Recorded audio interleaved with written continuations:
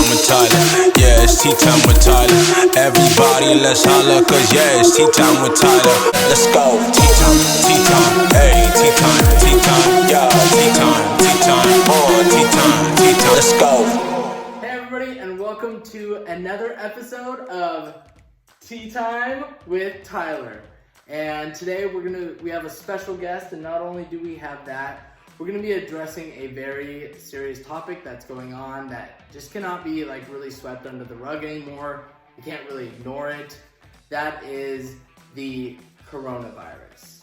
Now, with that being said, today's special guest is none other than my beautiful, most amazing, special, spectacular, stupendous, I could go on and on.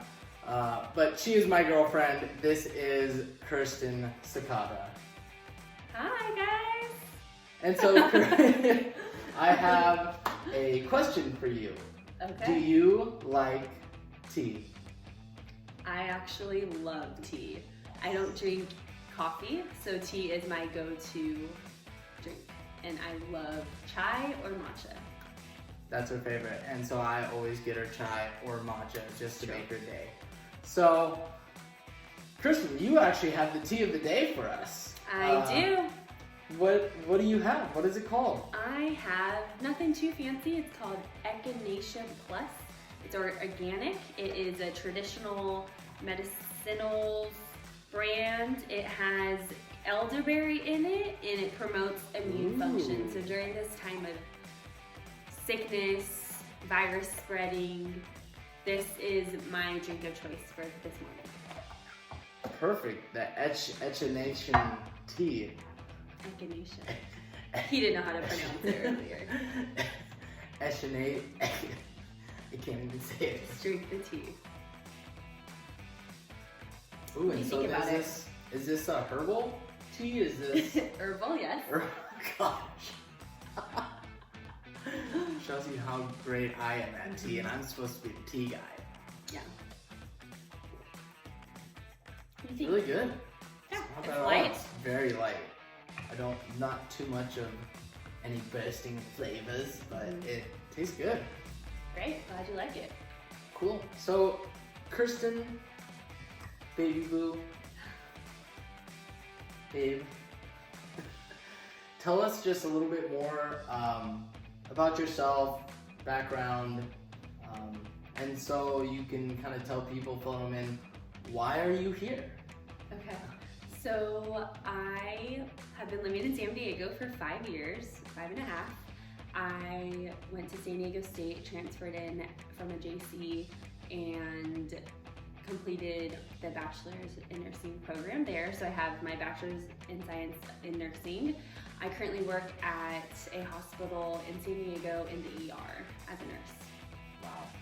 And so we just want to, and I just want to say this too. So first of all, we've been dating for a year now. A year and 7 days. A year and 7 days. She saw me, she's like, oh my gosh, she's so amazing. I need to date him. That's not really how it happened. We can save that for another episode. But anyways, I just want to shout out right now to medical professionals and to Kirsten as someone who is working in the ER. She is one of the frontliners right now, taking on this coronavirus and doing everything she can to keep the spreading to a complete minimum. So that is why she is here with us today, because we have some questions from her as someone who is dealing with this virus head on, kind of like a firefighter going out to stop a fire. So Kirsten, my first question for you is, you in the ER, what precautions are you taking? How are you handling this? Give me some personal background into what's going on in the life of a nurse on the front lines dealing with this. So we are washing our hands. That's one of the number one important ways to prevent this virus. Washing our hands 20 seconds with soap and water or alcohol-based hand sanitizer. That's honestly the number one way. The second way is protecting ourselves with different protection wear gear. So we are given a face mask And glasses, I wear glasses to work, but those aren't considered protective because there's still like ways that the virus can transmit, and the virus does transmit through the mucous membranes, meaning your mouth or your eyes. So we're protecting our eyes, we're protecting our mouth with just regular surgical masks, and then we're wearing these gowns that protect our clothes. We kind of look like little minions because they're yellow too, which is fun. But those are the 3 ways like that covers our bodies. And then we are putting masks on patients as well that have a cough or fever or shortness of breath. So if I show up in like, one of those like gas masks, we've seen welding mask, is that going to protect me from this virus? Not anymore as a surgical mask. Oh, wow. So we just recommend the surgical masks. Okay. But also if you aren't experiencing any coughs, fevers, shortness of breath, we actually recommend not to even wear a mask because we are in a shortage right now of masks in the healthcare business. Not really business, but healthcare industry. And so save the masks for people that need them. I heard people are even stealing your masks. People are stealing masks, so we have had to hide our masks behind the counters, in closets, in, drawers. Yeah. So it's pretty crazy. So please pray for a surplus of masks. Now, is there any other side precautions that we should know about the coronavirus and how to deal with it or how to be safe during this whole thing? Right now, staying home and trying to limit outside activities. A lot of places are closed, so that is forcing a lot of us to stay home. Another one is to wash your hands. I can't stress that enough. Washing your hands.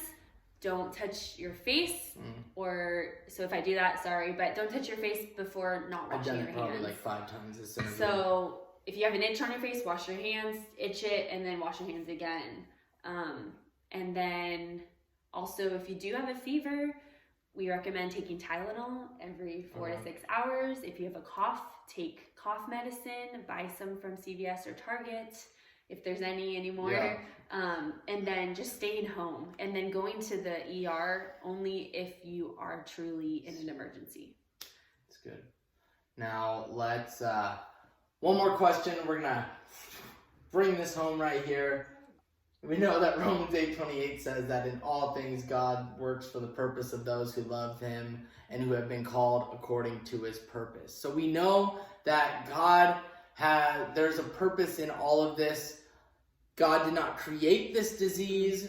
God is not the maker of the disease. We have a real enemy called the devil who comes to kill, steal, and destroy, that is trying to destroy lives. But through this, we as Christians can give praise to God. So Kirsten, what do you say as Christians? How should we be handling this situation? So I pulled up my phone here. Don't worry, I'm not on Instagram or anything. I was sent this little note, and so I'm going to read it to you all. As everyone knows, America has the greatest God, and that is sports and entertainment, right? So NFL, MLB, NBA, all of that is shut down right now. And so that's forcing us to not set our eyes on the TV or, these players anymore. Schools are being closed, which is forcing the need for relational proximity with marriages and with families. And the large church gatherings, church conferences are being canceled, allowing these people to actually gather in homes, which we see in the book of Acts 2:42. And then the stock market is plummeting, exposing the greed and fear of lost humanity.